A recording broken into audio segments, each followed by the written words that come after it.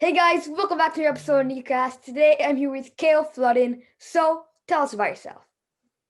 Hi, my name is Kalle Flodin. I know it's bit hard to pronounce. I'm living in the northern parts of Sweden with my girlfriend Christina and our two dogs, Tuss and Nala. They're Siberian Huskies. I'm 32 years old, working as a film photographer, mostly do YouTube and some client work as well, enjoying living the simple life in the forest. Great. So your film skills are amazing. How did you learn to do them? How do you learn to film so good? Thank you so much, first of all. I actually just learned it by trying. From the beginning, I learned my film skills from my ex-girlfriend, actually. She was a film photographer, but mostly just, hanging out on YouTube and seeing what other people do. I started vlogging very closely to what, Casey Neistat and how he does videos. And everyone has copied him. So I took some of his inspiration. I took some of Peter McKinnon's and some of other people. And then I just merged it together with my own. But I put a lot of time into videos. I'm a bit of a perfectionist. But I love to put in the time because it makes of a higher quality product. Yeah. But I just enjoy spending a lot of time on the editing, and it's cool that it's shown, of course. But yeah, if you want to learn editing, it's so much information online on YouTube and online courses. Yeah. So if you want to learn it, go for it. Yeah, I definitely agree with that. A lot of people I've interviewed have learned by themselves, or just playing around with the camera. Like Matt Como, the Yeti editor. I didn't interview him, but I talked to him, and he learned by himself. So it's just so cool that people don't learn from college or something. He learned by himself, so which is pretty interesting. Yeah, I think that's so cool because there's so much information out there. So why not use it? I have a degree in sound design, so I know a lot about sound editing. I've had numerous podcasts myself, and I really enjoy sound editing. I have no information about video, but it's quite close actually, I would say. Oh, that's interesting. So why did you decide to move to the wilderness? The very short answer would be that I was very tired of the city life, feeling that I was stressed all the time, that I had to be on time for everyone and everything. I was working in a store selling, training gear, which I hated. So I'd spend a lot of time just not liking my work at all. And I thought about I need to do something about it. I can't just stand there and complain. I need to do something drastic. So I started searching online after loggy cabins, actually. So I started where are they? How much money do I need to save up? And then I started looking for cabins and found one. Drove up with my dad on a Tuesday and bought it Wednesday, the next day, actually. So it was a really, really quick decision. Wow. But I also just bought it in the beginning for a summer house. I can be here on weekends and during holidays or stuff. But then I realized how much I enjoy staying there. So one day I decided I need to move here permanently. Yeah, that's pretty interesting. You mentioned a little part of that on your website. So yeah. Yeah. And I really like how you went to visit on Tuesday and then bought it on Wednesday. Yeah, it was a quick decision. I can be very spontaneous, but normally I'm quite of a planner. When I'm eating breakfast, I'm planning what I'm eating for lunch and dinner. But this was a decision I've been, thinking about for a long time, I think.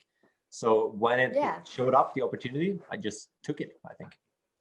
Yeah, so what has been the biggest difference for you, from living in a big city to a small village? I would say the biggest difference is actually communicating with people now. I was living in Stockholm, I was in the middle of the city, so to speak, and there's over 1 million people there. But I didn't really knew anyone for real. I said hello to a neighbor, once in a while when I met them in the hallway. But that was about it. But I didn't know anyone's name. I had friends, of course, where I hang out with. But I didn't know the neighbors, the people at the supermarket. But now where we live now, I know every single neighbor. I know the dog's name. I know the mail lady sent me a text message wishing me a Merry Christmas.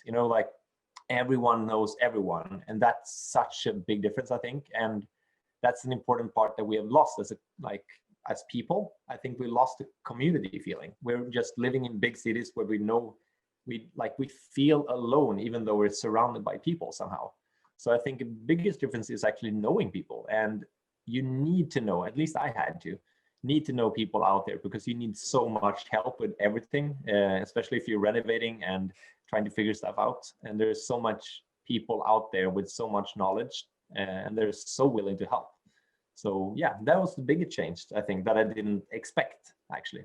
Yeah, I wasn't expecting that answer, but that was a good answer. And in one of your videos, you mentioned that like the houses were like 10, 15 minutes away, but you still felt so close to them. Exactly. So yeah. All right. I also find like very cool how you know like the dogs' names and yeah. Yeah, but it's a close community. I think we're only 8 people in my like village or street. So it's not that much people to keep like track of. And when you see like a car that doesn't belong here, you're like, that's a new car. Well, I wonder where they're going. So you have to keep track on everyone, so to speak. All right. So what do you get up to in the day during the wilderness? Because I feel like if I were in the wilderness, I have no clue what I'll do. So what do you do? I would first of all say there's like no normal day. It's so depending on the season. Now during winter, it is a lot of snow shoveling, because some winters they come a lot of snow and some winters nothing at all almost. But a normal day we start with walking the dogs, because they're Siberian Huskies and they need so much exercise. So they need to be out hours each day. Otherwise, they will tell us very clearly by barking or playing around in the background, or because I have them hiding in there right now in that room with Christina, my girlfriend, because if they would be out here, there would be, terror. So we usually start by walking them in the morning, and then we eat usually we eat porridge or some eggs in the morning for breakfast, just hang out. And then we actually start working online, because we are in the wilderness, but all of our work is online. I do a lot of these meetings, not like interviews like this one, but I have my own Patreon page where I like support others, or they support me, so to speak, financially. But I have Zoom calls with them, and we have hangouts, live streams, and stuff like that. And I do those, and I edit my videos. So there's actually a lot of things that are digital. But at the same time, of course, we're mixing it in with like actually being in the wilderness, taking hikes, cutting down trees to prepare for next winter, because we're keeping warm only by wood. So we need to cut down the trees a year in advance, so they need to dry. So this winter we're cutting down the trees for next year's fire, so to speak. So there's a lot of preparation like that. But now in the northern parts of Sweden, there are almost no sunlight. The sun goes up at like maybe 9 or 10 and goes down at 1 or 2 p.m. again. Wow. So you need to be out there for the very few hours that are sunlight. But the contrast to it, during the summer, there are only sunlight. The sun doesn't go down at all. Oh. So like in the midnight hours, it's complete daylight. So that's actually really cool. Yeah, that's interesting. And like in Mexico, it like the sun goes down at 7, and here in LA, like it goes down at 4, and then over here complaining that it goes down at 4. That's a big difference. Yeah, it is a big difference. So, like, around how far is the nearest city? I would say it's there's a smaller village about 20 minutes away from us by car, but the one we usually go to buy groceries and stuff is about 30 minutes. And now we have a car. In the beginning, we didn't, or I didn't when I lived there alone. So I walked, which took about 4 hours to the store, and then buy the groceries and then walk back again. And I quite quickly realized that is not possible to do in the long run.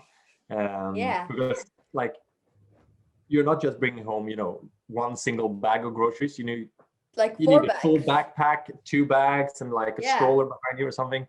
So there was a lot of kilos just carrying that home as well. So car, I hate to have car as an expense, but I love it as a convenient thing, because we travel a lot to Denmark as well, the neighboring country, because Christina is from there. We're actually in Denmark right now. This is not our cabin. This is Christina's parents' summer house. So we're celebrating Christmas and New Year's here. Yeah, like 4 hours walking, I can't imagine. Like, it's so long. It's a bit too far, I would say. So, what's the biggest lesson you've learned living in the wilderness? The biggest lesson would be that it's okay to be bored, I think, because we're so used to being occupied by our laptops or our phones or friends and family. But in the beginning, I didn't have that. You know, I had my phone, of course, but I had a limited amount of data I could use on like Instagram and stuff. And that ran out in like a day.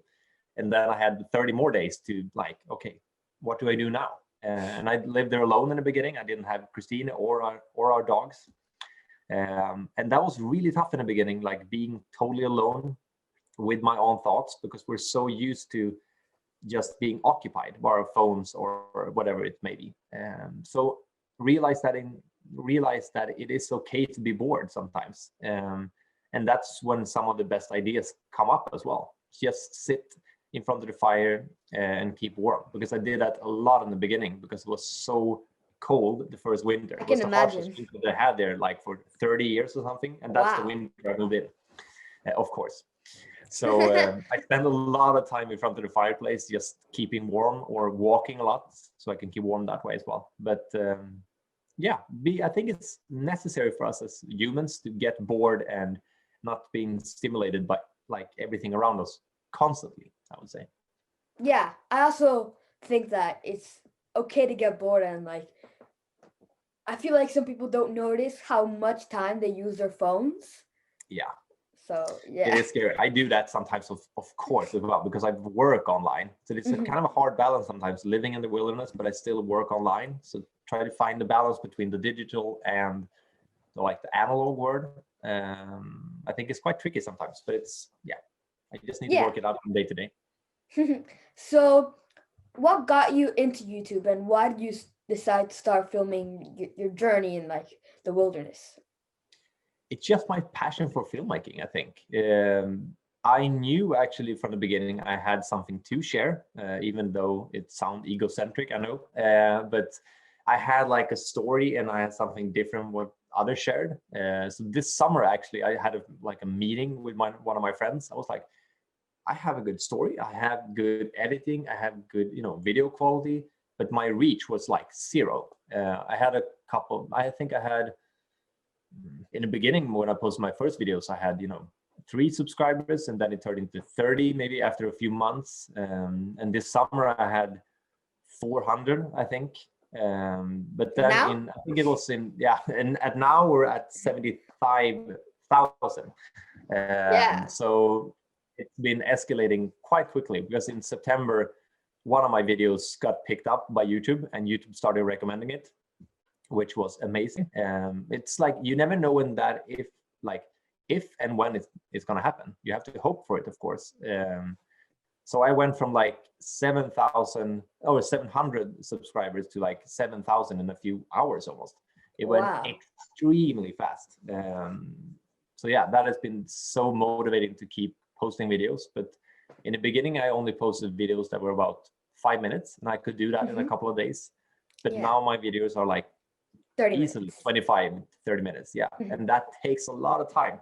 I can imagine. And my computer is getting older, so it's just lagging all the time with my, it's a 4K footage of the video. So it takes up a lot of storage. Wow, I can imagine. It's a bit tough sometimes, but I so love, what do you call it? Like the community behind Patreon, behind YouTube, because there's so many friendly people out there like you reaching out, want to talk, hang out, and all the people that commented. It says that's what makes it worth it, I think. Like not just me posting videos, but actually getting answers back. That's what I enjoy about it, actually.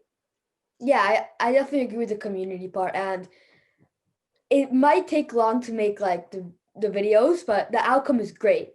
Yeah, it truly is. And it's so cool to like, in the beginning, I thought I would post, a video a week, but then I realized it's not possible if I want to do the quality I want and the length I want as well.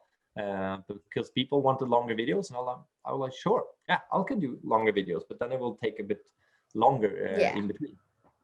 Definitely. YouTube is amazing, both for videos and live streams as well. It's so much fun. Yeah, YouTube is so much fun.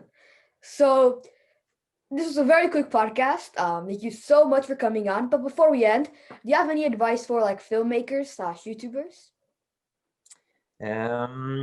I would say, if you're wanting to start out in sharing your story, I know the normal tip is like, yeah, film, just do it. But yeah, that's a very good advice. But try to think of it like, if I should try to make some new tips, maybe like try to divide your editing into like not just do from the beginning to the end. Try to make it, I always have what I call a hook in the beginning of my videos. Like the best part of my videos is in the very beginning, at least now, but not the beginning part. But now I have my videos like with a very good hook, so you're intriguing people to watch the rest.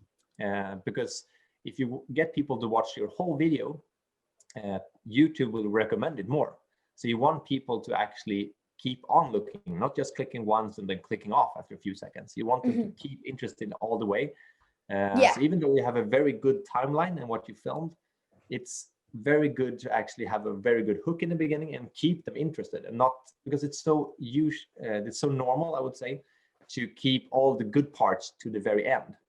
And that I would say it would be a mistake, because not all people make it to the end. So show the very good parts in the beginning, so they're intrigued to watch the rest, I would say. Yeah, that is some good advice. I tried that in my most recent video. So let's see how it works. Yeah, I will definitely check it out. I've seen some of your videos, and they're really good. Like, you should just, keep at it. And you're almost at 1,000 subscribers now, I think, right? Yeah. Yeah. That's really cool. Yeah. All right. Thank you so much for coming on the podcast. Where can they find you on your social medias, YouTube, Instagram? Yeah, it's the same handle everywhere, actually. It's Kalle Flodin. I know it's a bit hard to read, but it's KALLEFLODIN. But I think you will have it in the name, maybe in the video as well. So and in the description. Yeah, exactly. I'll leave you a link. Instagram, YouTube, everything is the same. Yeah. Okay. Thank you so much for coming on the podcast. This really means a lot. And I'll see you in the next episode of Nicocast. Thank you.